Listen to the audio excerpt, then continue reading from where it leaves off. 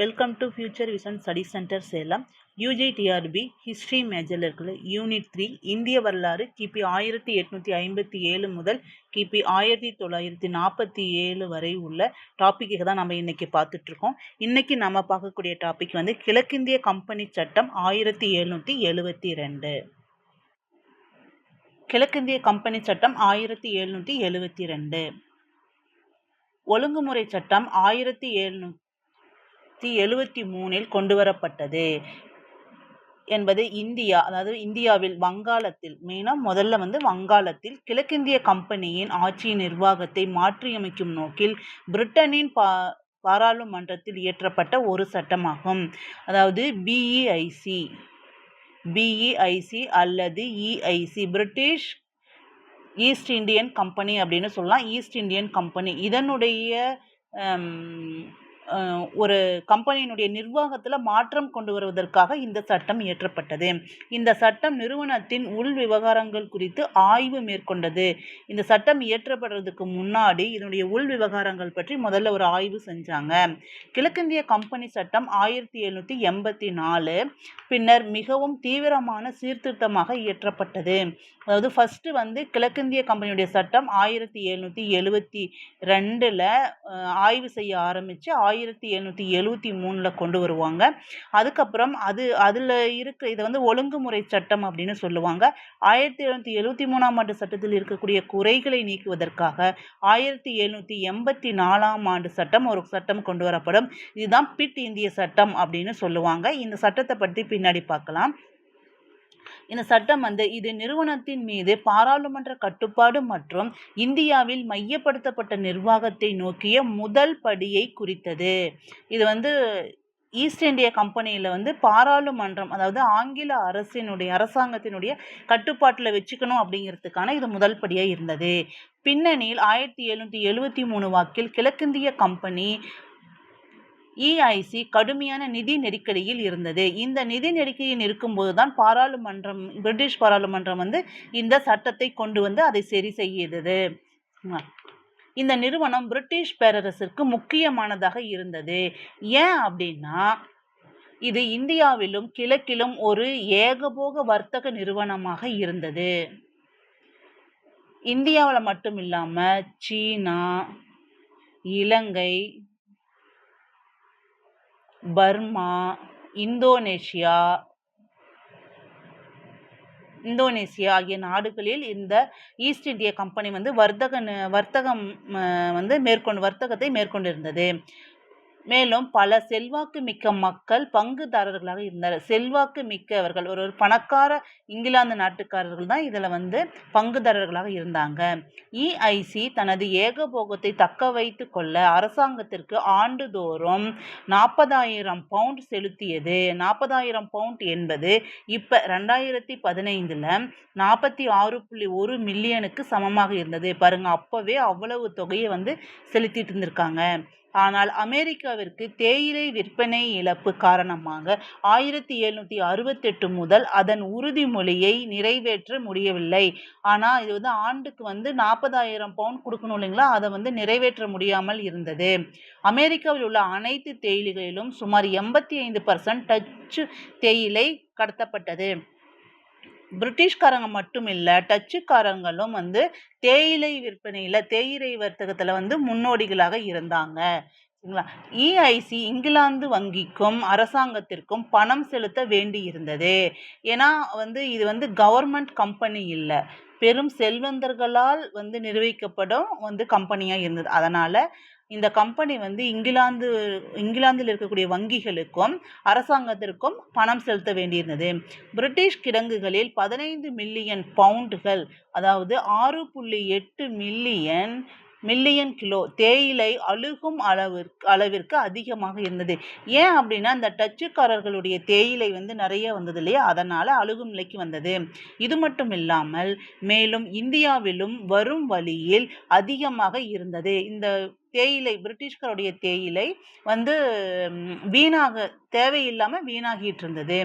தேயிலை சட்டம் 1773 உடன் கூடுதலாக சேர்க்கப்பட்ட இந்த சட்டம் நிதி ரீதியாக சிக்கலில் உள்ள இஐசி வைத்திருக்கும் தேயிலையின் உபரியை குறைத்தது. தேயிலை சட்டம் 1773. அதுக்கப்புறம் இன்னொரு சட்டம், அதாவது ஒழுங்குமுறை சட்டம் 1773 தான். சரிங்களா? இந்த 2 சட்டம் தான் இந்த தேயிலை உபரியை குறைத்து வந்தது. நிறுவனத்தின் நிதி நிலையை மேம்படுத்துவதே முக்கிய நோக்கமாக கொண்டிருந்தது. அந்த சட்டத்தினுடைய முக்கிய நோக்கம் என்ன அப்படின்னா, அதனுடைய நிதி நிலையை மேம்படுத்துவது தான் முக்கிய நோக்கமாக இருந்தது. லார்ட் நார்த் இந்த சட்டத்தின் மூலம் இந்திய நிறுவனத்தின் நிர்வாகத்தை மாற்றியமைத்தார்.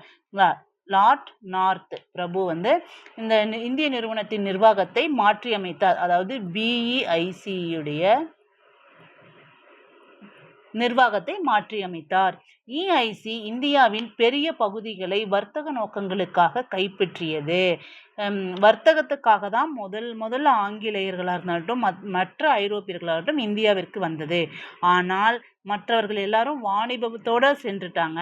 ஆனால் இந்த பிரிட்டிஷ்காரர்கள் மட்டும் இந்தியாவை ஆளணும் அப்படிங்கிற ஒரு நோக்கம் பின்னாடி அவர்களுக்கு வந்தது. அதனால் இஐசி இந்தியாவின் பெரிய பங்குகளை வர்த்தக நோக்கங்களுக்காக மாற்றியது மற்றும் அதன் நலன்களை பாதுகாக்க ஒரு இராணுவத்தையும் கொண்டிருந்தது. அதாவது வர்த்தக நோக்கத்திற்காக இந்தியாவுடைய பகுதிகளும் வேணும், அந்த பகுதிகளை பாதுகாப்பதற்காக ஒரு இராணுவத்தையும் கொண்டிருந்தது. நிறுவன ஆட்கள் ஆட்சி செய்ய பயிற்சி பெறவில்லை. இந்த நிறுவனங்கள் அந்த இஐசியுடைய கம்பெனிக்காரர்கள் பயிற்சி இல்லை, அவங்களுக்கு ஆட்சி செய்யக்கூடிய அளவுக்கு பயிற்சி இல்லை. எனவே இந்திய தேசியம் முக்கியத்துவம் வாய்ந்ததாக இருந்ததால் நார்த்தின் அரசாங்க கட்டுப்பாட்டை நோக்கி நகர்வை தொடங்கியது. இதனால் இந்தியாவினுடைய தேசியமும் வளர்ந்தது. இதனால் பிஐசியினுடைய நிறுவனத்தை மாற்றி அமைச்சாதான் இது இந்தியாவில் அவங்களுடைய பகுதிகளும் வர்த்தகமும் செழிப்பாக வளரும், அதனால் நம்மளுக்கு லாபம் வரும் அப்படின்னு சொல்லி நார்த் பிரபு இந்த சட்டத்தை கொண்டு வருவார். இந்த சட்டம் பிரிட்டிஷ் அரசாங்கம் இஐசியின் பணிகளை மேற்பார்வையிடும் ஒரு அமைப்பை அமைத்தது. அதாவது இந்த நிறுவனம் பிஇஐசியை கண்ட்ரோலில் வச்சுக்கிறதுக்காக, அது எப்படி செயல்படுது, அதனுடைய பணிகள் என்ன, கரெக்டாக தான் செயல்படுறாங்களா, இதெல்லாம் பார்க்கறதுக்காக ஒரு அமைப்பை ஏற்படுத்தி இருந்தது. நிறுவன பங்குதாரர்கள் இந்த சட்டத்தை எதிர்த்தனர். இந்த கண்ட்ரோலாக இருக்கணும், நாங்கள் பார்த்துட்டே இருப்பாங்களே கவர்மெண்ட்டு, இதை அந்த நிறுவன பங்குதாரர்கள் அந்த சட்டத்தை எதிர்த்தாங்க. ஆனால் பிஏஐசி அதன் நிதி சிக்கல்கள் இருந்த போதிலும் பாராளுமன்றத்தில் இன்னும் ஒரு சக்தி வாய்ந்த பரப்புரை குழுவாக இருந்தது. இந்த நிறுவனம் கடுமையான நிதிநிலை சிக்கலில் மாற்றி இருந்தது. ஆனாலும் பாராளுமன்றத்தில் அதனுடைய செல்வாக்காக தான் இருந்தது. இந்தியாவில் நிறுவனத்தின் விவகாரங்களை ஒழுங்குபடுத்தவும் கட்டுப்படுத்தவும் பிரிட்டிஷ் அரசாங்கம் எடுத்த முதல் படிதான் 1773ஆம் ஆண்டு ஒழுங்குமுறை சட்டம். சரிங்களா? என்னுடைய முதல் படி தான். அதாவது நிறுவனத்தை விவகாரங்களில் ஒழுங்குபடுத்தணும். அதுக்கப்புறம் பிரிட்டிஷ் அரசாங்கத்தின் கட்டுப்பாட்டில் அந்த நிறுவனம் இருக்கணும். அதற்காக இது கொண்டு வரப்பட்டது இந்த சட்டம். நிறுவனத்தின் ஊழியர்கள் இந்த சட்டப்படி 1773ஆம் ஆண்டு ஒழுங்குமுறை சட்டப்படி அதனுடைய சரத்துக்கள் என்ன சொல்லுது அப்படின்னா,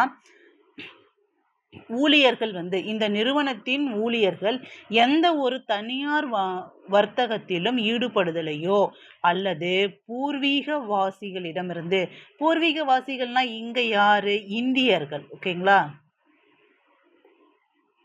களிடமிருந்து பரிசுகள் அல்லது லஞ்சங்களை ஏற்றுக்கொள்வதையோ இது தடை செய்தது. அப்பவே லஞ்சத்தை ஒழிக்கணுங்கிறதுக்காக பிரிட்டிஷ் அரசு என்ன கொண்டு வந்திருக்கு பாருங்க, தனியார் வர்த்தகத்தில் ஈடுபடக்கூடாது. அந்த நிறுவனத்தில் நீங்கள் வேலை செஞ்சாவோ அதை பங்குதாரராக இருந்தாவோ அதை மட்டும்தான் பார்க்கணும், வேற ஒரு பிஸ்னஸோ எதுவும் செய்யக்கூடாது. ரெண்டாவது, பூர்வீகவாசிகளிடமிருந்து பரிசு தொகை வாங்கக்கூடாது, லஞ்சமும் வாங்கக்கூடாது அப்படின்னு சொல்லுது. அது மட்டும் இல்லாமல் அடுத்தது, இந்த சட்டம் வங்காள ஆளுநர் வாரன் ஹேஸ்டிங்ஸை வங்காளத்தின் கவர்னர் ஜெனரலாக உயர்த்தியது. வங்காள ஆளுநராக இருந்த வாரன் ஹேஸ்டிங்ஸை வங்காளத்தின் கவர்னர் ஜெனரலாக உயர்த்தியது. அது மட்டும் இல்லாமல் மெட்ராஸ் மற்றும் பம்பாயின் ஜனாதிபதி பதவிகளை வங்காளத்தின் கட்டுப்பாட்டின் கீழ் கொண்டு வந்தது. இந்த 1773ஆம் ஆண்டு ஒழுங்குமுறை சட்டத்தின் மூலம்தான் வங்காளத்தினுடைய கவர்னர் ஜெனரல் வந்து சென்னை மற்றும் பம்பாயில் இருக்கக்கூடிய ஜனாதிபதிகள் வந்து வங்காளத்தின் வங்காள ஜெனரலுடைய கட்டுப்பாட்டில் இருக்கணும் அப்படின்னு இந்த இது சொல்லியிருந்தது. அதே மாதிரி இந்தியாவில் ஒரு மையப்படுத்தப்பட்ட நிர்வாகத்திற்கான அடித்தளத்தை அமைந்தது இந்த சட்டம் வங்காளத்தின் நிர்வாக உச்ச கவுன்சிலில் கவர்னர் ஜெனரலுடன் கூடுதலாக 4 நபரை நியமித்தது. கவர்னர் ஜெனரலுக்கு ஹெல்ப் பண்றதற்காக கூடுதலாக 4 நபர்கள் இருந்தாங்க. அதாவது வர்த்தக நிறுவனமாக வந்த இந்த பிரிட்டிஷ் ஈஸ்ட் இந்தியன் கம்பெனி வந்து கொஞ்சம் கொஞ்சமா இந்தியாவினுடைய வர்த்தகம் முதல்ல ஆரம்பிச்சது. அதுக்கப்புறம் வந்து அதனுடைய கொஞ்சம் பகுதி பிடிச்சது. ஏன்னா வர்த்தகம் செய்யறதுக்கு ஒரு பகுதி வேணும் இல்லையா? அந்த பகுதியை வாங்கினாங்க. அந்த பகுதியில் தங்களுடைய ஆட்சியை கொண்டு வந்தாங்க. அதுக்கப்புறம் வந்து அங்கே வந்து ஒரு அந்த பிடிச்ச பகுதிக்கான ஒரு கவர்னர் ஜெனரல் வந்தாங்க. அவருக்கு ஹெல்ப் பண்ணுறதுக்கு வந்தாங்க. அதுக்கப்புறம் பக்கத்தில் இருக்கிற கொஞ்சம் கொஞ்சம் கிராமங்களையும் இடங்களையும் வாங்கினாங்க. இப்படி தான் வந்து பிரிட்டிஷார் வந்து இந்தியாவுடைய பகுதிகளை ஆக்கிரமிப்பு செய்து கொண்டு அவர்களுடைய கட்டுப்பாட்டில் வச்சுக்கிட்டாங்க. சரிங்களா? இந்த கவர்னர் ஜெனரலுடன் கூடுதலாக 4 பேரை நியமித்தது. அந்த 4 பேர் யார் அப்படின்னா, லெப்டினன்ட் ஜெனரல் அவர் ஒருத்தர், அவருக்கு துணையா John Clavering, George Monson, Richard Barwell, Philip Francis, இவரெல்லாம் வந்து கவர்னர் ஜெனரலுக்கு ஹெல்ப் பண்ணுவாங்க. கவர்னர் ஜெனரல் யாரா இருந்தாரு? வாரன் ஹேஸ்டிங்ஸ் பிரபு தான் கவர்னர் ஜெனரலா இருந்தாரு. 1773ஆம் ஆண்டு ஒழுங்குமுறை சட்டம் கொண்டு வரும்போது 3 கவுன்சிலின் பெரும்பான்மையினால் முடிவுகள் எடுக்கப்படும். இந்த 4 பேர்ல 3 பேர் வந்து ஒருமித்த கருத்து சொன்னாங்கன்னா அதுதான் ஏற்றுக்கப்படும். சரிங்களா? மேலும் கவர்னர் ஜெனரல் சமநிலை வழக்கில் மட்டுமே பங்களிக்க முடியும். ஆனால் கவர்னர் ஜெனரலுக்கும் ஒரு சில இருந்தது.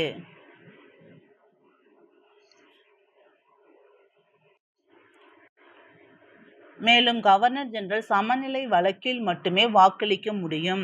அதாவது ஓட்டு வந்து ஒரு பக்கம் அதிகமாகவும் ஒரு பக்கம் கம்மியாகவும் இருந்ததுன்னா அதிகமாக யார் வந்து எதற்கு வந்து ஆள்கள் இருக்காங்களோ அவங்க பக்கம்தான் வந்து அந்த செயல்களை மட்டும்தான் நடைமுறைப்படுத்துவாங்க. ஆனால் 2 பக்கமும் சமமாக இருந்ததுன்னா கவர்னர் ஜெனரல் வந்து வாக்களித்து அது வந்து யார் பெரும்பான்மை இருக்கிறாங்களோ அதனுடைய திட்டங்களை வந்து செயல்படுத்துவாங்க. கல்கத்தாவில் உள்ள போர்ட் வில்லியமில் ஒரு உச்சநீதிமன்றம் நிறுவப்பட்டது 1774 நிறுவப்பட்டது. வில்லியம் கோட்டையில் ஒரு உச்சநீதிமன்றம் நிறுவப்பட்டது 1773ஆம் ஆண்டு சட்டப்படி. அங்கு பயன்படுத்தப்பட்ட பிரிட்டிஷ் சட்ட அமைப்பை நிர்வகிக்க பிரிட்டிஷ் நீதிபதிகள் இந்தியாவிற்கு அனுப்பப்படவிருந்தனர். அதாவது இங்க வந்து சட்டங்களை நிர்வகிக்கிறதுக்காக பிரிட்டிஷ் சட்ட அமைப்பை பிரிட்டிஷாருடைய சட்ட அமைப்பை நிர்வகிக்க பிரிட்டிஷ் நீதிபதிகள் தான் அனுப்பப்பட்டாங்க. அவர் தான் யாருன்னா சர் எலியா இன்வே, முதல் தலைமை நீதிபதி வங்காளம். நீதிமன்றம் சிவில் மற்றும் கிரிமினல் மற்றும் அசல் மற்றும் மேல்முறையீட்டு அதிகார வரம்பை கொண்டிருந்தது. இந்த நீதிமன்றம் வந்து சிவில் கிரிமினல் வழக்குகளையும் விசாரிக்கும். அது மட்டும் இல்லாமல் மேல்முறையீட்டு விசாரணையும் அசல் அதிகார வரம்பையும் இது விசாரணை பண்ணும். இந்த நிறுவனம் இந்தியாவில் அதன் பிராந்திய உடைமைகளை வைத்திருக்க அனுமதிக்கப்பட்டது. பிராந்திய உடைமைகள் அப்படின்னா வந்து சொத்துக்கள் வந்து வைத்திருக்க அனுமதிக்கப்பட்டது. இந்த நிறுவனத்தின் அதிகாரத்தை முற்றிலுமாக பறிக்கவில்லை. எனவே இது ஒழுங்குமுறை சட்டம் என அழைக்கப்பட்டது. இந்த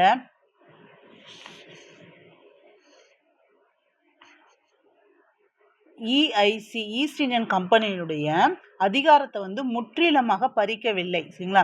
அந்த நிறுவனத்தை வந்து அதிலிருந்த வந்து ஊழலையும் அதிகாரத்துல சில மாற்றங்களையும் கொண்டு வந்து ஒழுங்குபடுத்தியிருக்காங்க பிரிட்டிஷ் அரசு. அதனால இது வந்து ஒழுங்குமுறை சட்டம் என அழைக்கப்பட்டது. இந்த ஒழுங்குமுறை சட்டம் கொண்டு வரும்போது தலைமை ஆளுநர் யாரு அப்படின்னா வாரன் ஹேஸ்டிங்ஸ் பிரபு. சரிங்களா? இந்த ஒழுங்குமுறை சட்டத்துக்கு இன்னொரு பேர் இருக்கு, நார்த் புரூக் சட்டம்.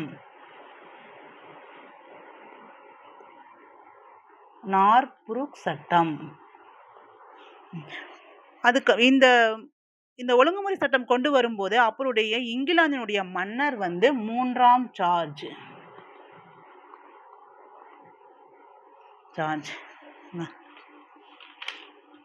அதுக்கப்புறம் ஒழுங்குமுறை சட்டத்தினுடைய குறைகளை நீக்குவதற்காக முன்னாடியே பார்த்தோம் பிட் இந்திய சட்டம். அது எப்போ அப்படின்னா 1784 கொண்டு வரப்பட்டது.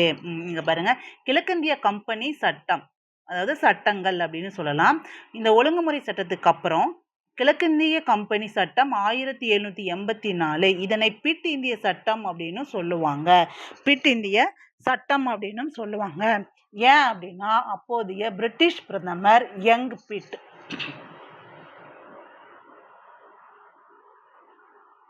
பிட், அதனால இதை அப்படி சொல்லுவாங்க. இதனுடைய சரத்துக்களை கொஞ்சம் பார்க்கலாம். இதனுடைய சரத்துக்கள் அப்படின்னா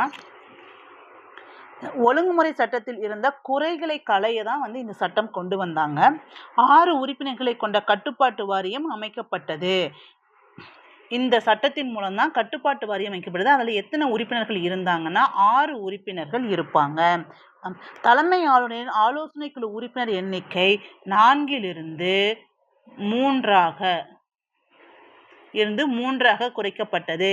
முன்னாடி பேரெல்லாம் சொன்னேன் இல்லைங்களா, அதுல இருந்து அவங்க 4 பேர் இருந்தாங்க.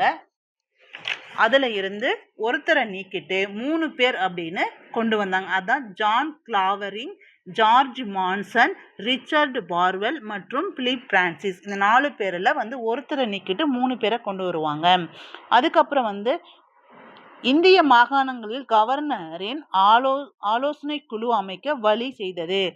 எல்லா இந்தியாவில் இருக்கிற மற்ற மாகாணங்களுக்கும் தன்னுடைய கட்டுப்பாட்டில் வச்சுருந்தாங்க இல்லையா இந்த நிறுவனம், பிரிட்டிஷ் அரசு, பிரிட்டிஷ் ஈஸ்ட் இந்திய கம்பெனி, அதுலேயும் கவர்னரின் ஆலோசனை குழு அமைக்க வழிவகை செய்தது. இந்த சட்டத்தின் மூலம் தான், அதாவது பிட் இந்திய சட்டம் 1784 மூலம்தான் முதலாக இந்தியாவில் இருந்த கம்பெனியின் நிலப்பகுதிகள் இந்தியாவில் உள்ள பிரிட்டிஷ் பகுதிகள் என அழைக்கப்பட்டது. இந்தியாவில் உள்ள பிரிட்டிஷ் பகுதி என அழைக்கப்பட்டது. இந்தியாவில் உள்ள பிரிட்டிஷ் பகுதி என அழைக்கப்பட்டது. அடுத்த சட்டம் 1793 முதல் சாசன சட்டம். இது 1793 முதல் சாசன சட்டம். இந்த சட்டம் இந்த கட்டுப்பாட்டு வாரியத்தில் 6 உறுப்பினர்கள் இருந்தாங்க இல்லையா, பிட் இந்திய சட்டப்படி இதனுடைய 6 உறுப்பினர்கள் இருந்தாங்க இல்லையா, அவங்கள 5ஆக குறைத்தது. எந்த சட்டம்னா 1793 முதல் சாசன சட்டம். இந்த சாசனம் சட்டம் 20 ஆண்டுகளுக்கு ஒரு முறை இயற்றப்படும். பாருங்க, முதல் சாசன சட்டம் 1793, இரண்டாவது சாசன சட்டம் 1813, 20 ஆண்டுகளுக்கு ஒரு முறை இயற்றப்படும். மொத்தம் 4 சாசன சட்டங்கள் இருக்கு. அது மட்டும் இல்லாமல் இந்த சட்டம் இந்த பிரிட்டிஷ் அரசின் ஒப்புதலை பெற்ற பிறகு இயக்குநர்கள் மன்றம் வணிக குழுவின் பணியாளர்களை நியமிக்க வேண்டும். அதாவது இதுக்கு முன்னாடி அப்படின்னா இந்த பிஐசியுடைய கம்பெனியுடைய பணியாளர்கள் நியமிக்கும் போது இயக்குனர் குழு மட்டுமே தன்னிச்சையாக இருக்கும். ஆனால் இந்த சட்டத்துக்கு அப்புறம் பிரிட்டிஷ் அரசாங்கத்துடைய இது அனுமதி இருந்த பிறகுதான் இதை நியமிக்க வேணும் அப்படின்னு சொன்னாங்க. அடுத்த சாசன சட்டம் 1813 இரண்டாவது சாசன சட்டம். இந்த சட்டம், இரண்டாவது சாசன சட்டம் 1813 போது தலைமை ஆளுநராக இருந்தவர் மிண்டோ பிரபு. இந்த சட்டம் இந்தியாவிற்கான முதலாக ஒரு நல்ல விஷயங்களை பண்ணியிருக்கு. அது என்ன அப்படின்னா, இந்திய கல்வி வளர்ச்சிக்கான பொறுப்பை கம்பெனி ஏற்றது இந்த சட்டத்தின் மூலம்தான். இந்த சட்டம் இந்தியர்களின் கல்வி வளர்ச்சிக்காக ஆண்டு ஒன்றுக்கு 1,00,000 ரூபாய் ஒதுக்கீடு செய்தது. ஆனால் அதை செயல்படுத்தினாங்களா இல்லையா அப்படிங்கிறது தெரியாது. ஆனால் இந்தியருடைய கல்விக்காக ஈஸ்ட் இந்திய கம்பெனி மூலமாக பிரிட்டிஷ் அரசாங்கம் ஆண்டுக்கு 1,00,000 ரூபாய் இந்தியாவுடைய கல்வியின் வளர்ச்சிக்காக கொண்டு வரப்பட்டது. அதுக்கப்புறம் கிறிஸ்துவ பாதிரியார்கள் கிறிஸ்துவ மதத்தை இந்தியாவிற்கு சென்று பரப்ப அனுமதிக்கப்பட்டது. அதாவது முன்னெல்லாம் கிறிஸ்துவர்கள் வந்து பரப்புவாங்க அவங்களுடைய மதத்தை பிரிட்டிஷ்காரங்க. ஆனால் அதை கம்மியான பேர் தான் வர முடிஞ்சது. ஆனால் இப்போ இந்த நிறுவனத்துடைய இந்த சட்டம், சாசன சட்டம் மூலமா அவங்க இங்க தங்களுடைய மதத்தை பரப்பலாம், அவர்களுக்கு தடை இல்லை அப்படின்னு கொண்டு வந்தாங்க. அதுக்கப்புறம் பிரிட்டிஷ் மக்கள் அனைவரும் இந்தியாவில் வாணிபம் செய்ய அனுமதிக்கப்பட்டது. பிரிட்டிஷார் அனைவரும் வந்து அவங்களுடைய மதத்தை பரப்பவும் செய்யலாம், அதுக்கப்புறம் அவங்க வந்து வாணிபமும் செய்யலாம் அப்படின்னு சொன்னாங்க. அடுத்த சாசன சட்டம் 1833 மூன்றாவது சாசன சட்டம். இந்த சட்டத்தின் போது தலைமை ஆளுநர் வந்து வில்லியம் பெண்டிங்.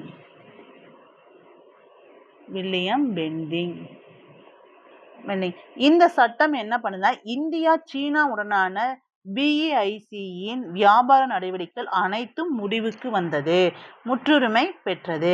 அதுக்கப்புறம் வில்லியம் கோட்டையின் தலைமை ஆளுநர் இனி இந்தியாவின் தலைமை ஆளுநர் என அழைக்கப்பட்டார். வில்லியம் கோட்டைக்கு மட்டும்தான் ஆளுநராக ஃபர்ஸ்ட் வாரன் ஹேஸ்டிங்ஸ் வருவார். இவர் வந்து வில்லியம் கோட்டைக்கு மட்டும் இல்லை, இந்தியாவிற்கான தலைமை ஆளுநர் அப்படிங்கிறத கொண்டு வந்தது வந்து இந்த 1833 ஆண்டு சாசனம் சட்டம் தான். ஃபர்ஸ்ட் முதல் இந்திய தலைமை ஆளுநர் வந்து வில்லியம் பெண்டிங். அது தலைமை ஆளுநரின் ஆலோசனை குழு உறுப்பினர் எண்ணிக்கை 3 to 4 குறைக்கப்பட்டது. ஃபர்ஸ்ட் 4 பேர் இருந்தாங்களா, அதுக்கப்புறம் 3 குறைச்சாங்களா, இப்போ மறுபடியும் 3 to 4 கொண்டு வராங்க. அந்த 4வதா கொண்டு வந்தவர் வந்து சட்ட உறுப்பினர். என்ன வருஷம்னா 1833 சட்டப்படி 33 கொண்டு வரப்பட்டாங்க. அந்த சட்ட உறுப்பினர் யாரு அப்படின்னா TB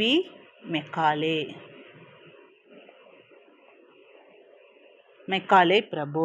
சரிங்களா. அடுத்தது, இந்தியா முழுவதற்கான ஒரே வரவு செலவு திட்டம் தயாரிக்க கவர்னர் ஜெனரலுக்கு அதிகாரம் வழங்கியது. இப்போ வந்து இந்தியா முழுவதுக்கும், வங்காளத்தில் மட்டும் இருந்தாங்க, இப்போ இந்தியா முழுவதுக்கும் அவங்களுடைய கம்பெனியினுடைய கட்டுப்பாடு எங்கெங்க இருக்கோ அங்கே எல்லாமே வந்து ஒரே வரவு செலவு திட்டத்தை வந்து தயாரிக்க கவர்னர் ஜெனரலுக்கு அதிகாரம் வழங்கப்பட்டது. அது மட்டும் இல்லாமல் எந்த இந்தியரும் மதம், ஜாதி, நிற வேறுபாட்டை வேலை பெறும் வாய்ப்பை இழக்கக்கூடாது, திறமை மட்டுமே அரசாங்க வேலையில் சேர தகுதி அப்படிங்கிறது இந்த சட்டத்தின் மூலம் கொண்டு வந்தாங்க. ஆனால் நடைமுறைப்படுத்துறதுக்கு கொஞ்சம் நாட்கள் ஆனது. அதுக்கப்புறம் பாருங்க, 1853 4வது சாசன சட்டம். இந்த சாசன சட்டம் வந்து இதுக்கு முன்னாடி இருக்கிற சாசன சட்டத்தில் வந்து வங்காளத்தின் தலைமை ஆளுநர் வந்து இந்தியாவின் தலைமை ஆளுநர் என அழைக்கப்பட்டார். இல்லை, வில்லியம் கோட்டையினுடைய வங்காள தலைமை ஆளுநர் வந்து இந்தியாவின் தலைமை ஆளுநர் என அழைக்கப்பட்டார். ஆனால் அதுக்கு ஆனதுக்கப்புறம் வங்காளத்துக்குன்னு தனியாக ஒரு ஆளுநர் ஒருவர் வேணும் அப்படின்னு சொன்ன சட்டம் 1853 சட்டம். அதுக்கப்புறம் வந்து கம்பெனியின் பணித்துறையில் சேர்வதற்கு திறந்தவெளி போட்டித் தேர்வு கட்டாயமாக்கப்பட்டது. இதற்கு முன்னாடி இயக்குனர் குழு பிரிட்டிஷ் பாராளுமன்றத்துடைய பிரிட்டிஷ் மன்றத்துடைய ஆலோசனைப்படி அவங்களுடைய பணியாளர்களை நியமித்தாங்க. இந்த சட்டம் 1853 சட்டத்தின்படி போட்டித் தேர்வு மூலம்தான் வந்து பணியாளர்களை தேர்ந்தெடுக்கணும் அப்படின்னு கொண்டு வந்தாங்க. ஆனால் இதன் மூலமாக பொது பணிகளில் முதலாக இந்தியர்களுக்கு வாய்ப்பு வழங்கியது 1853 சட்டம்தான். அடுத்தது இந்திய அரசு சட்டம் 1858 சட்டம். இந்த சட்டம் வந்து 1858 ஆகஸ்ட் 2 நடைமுறைக்கு வந்தது. அதாவது இந்த சட்டத்தின் மூலம் BEIC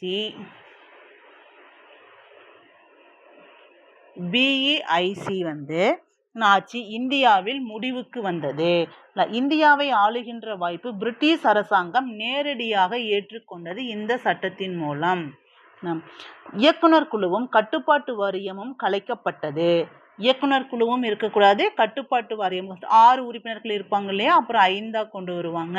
இந்த இயக்குனர் குழுவும் வந்து கட்டுப்பாட்டு வாரியமும் க்கப்பட்டது. இந்திய அரசு செயலர் அப்படிங்கிற ஒரு பதவியும் கொண்டு வந்தாங்க.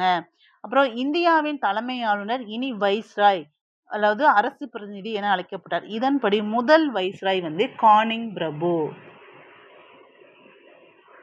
அப்புறம் கட்டுப்பாட்டு வாரியத்தின் கடைசி செயலாளர் வந்து சார்லஸ் வுட். கட்டுப்பாட்டு வாரியம் இந்த சட்டத்தின் மூலம் நீக்கப்படும். அப்போதைய வந்து இருந்த கட்டுப்பாட்டு வாரியத்தின் தலைவர், அதாவது செயலர் யாரு அப்படின்னா சார்லஸ் வுட். சரிங்களா. அப்புறம் முதல் அரசு செயலாளர் அப்படிங்கிற பதவி இந்த சட்டத்தின் மூலம் வந்தது இல்லைங்களா, அதுல முதல் அரசு செயலாளர் யாரு அப்படின்னா ஸ்டான்லி. Lord Stanley. ஓகேங்களா. இந்த கிழக்கிந்திய கம்பெனியுடைய சட்டம் 1773, 1784, சாசன சட்டம் 1793, 1813, 1833, 1853 இது எல்லாமே இதனுடைய சரத்துக்கள் மூலம் கேட்கறதுக்கு வாய்ப்பு இருக்கு. அதாவது முதல்ல இந்தியருடைய கல்விக்காக எந்த சட்டம் 1,00,000 ரூபாய் ஒதுக்கியது, எந்த சட்டத்தின் மூலம் அப்படின்னு கேட்கறதுக்கு வாய்ப்பு இருக்கு. கட்டுப்பாட்டு வாரியத்தினுடைய உறுப்பினர்களை கூட்டுறது, குறைக்கிறது, இதெல்லாம் கேட்கப்படுது. அப்புறம் வாரன் ஹேஸ்டிங்ஸ் வில்லியம் கோடின் ஆளுநராக இருப்பார். அப்புறம் வில்லியம் பெண்டிங் என்னன்னு அழைக்கப்பட்டார். அதுக்கப்புறம் கானிங் என்னன்னு அழைக்கப்பட்டார். இதெல்லாம் பார்த்துக்கோங்க. இன்னைக்கு பார்த்ததுல ஒரு ரீகால் பார்த்துட்டு வந்துடலாம்.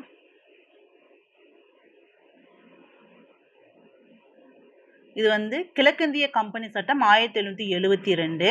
இது சட்டங்கள் ஏற்றம் 1773, 1784. இந்த சட்டங்கள் எதற்காக வந்தது அப்படின்னா, BEIC-னுடைய சில நிர்வாக கோளாறுகளும் நிதி நிலைமையும் மோசமாக இருந்தது. அதை சீர்படுத்துவதற்காக பிரிட்டிஷ் அரசு பாராளுமன்றம் இதை ஒழுங்குபடுத்தணும் அப்படிங்கிறதுக்காக இந்த சட்டங்கள் கொண்டு வரப்பட்டது. இது இந்த கம்பெனி இந்தியாவில் மட்டும் இல்லை, கிழக்கில் உள்ள ஒரு 3-4 நாடுகளில் தங்களுடைய வியாபாரத்தில் முன்னுரிமையாக இருந்தது. ஆனால் இந்தியாவில் மட்டும்தான் அவங்களுடைய நிலப்பகுதிகளை பிடிச்சி ஆளணும், அவர்கள் இந்தியாவை தங்களுடைய கட்டுப்பாட்டில் இருந்து தங்களுடைய சுயநலத்திற்காக யூஸ் பண்ணிக்கிட்டாங்க. எப்படி அப்படின்னா, இவங்க இங்கிருந்து கொண்டுட்டு போய் கச்சா பொருளை கொண்டுட்டு போய் அங்கே இங்கிலாண்டில் அதை விற்பனை பொருளாக மாற்றி மறுபடியும் இந்தியாவிற்கு கொண்டு விற்று நிறைய லாபம் சம்பாதிக்க ஆரம்பிச்சாங்க. இதனால தான் இந்தியாவில் இருக்கக்கூடிய செல்வங்கள் எல்லாம் பிரிட்டிஷாருக்கு கொஞ்சம் கொஞ்சமாக போச்சு, மக்களுடைய உழைப்புகள் உட்பட.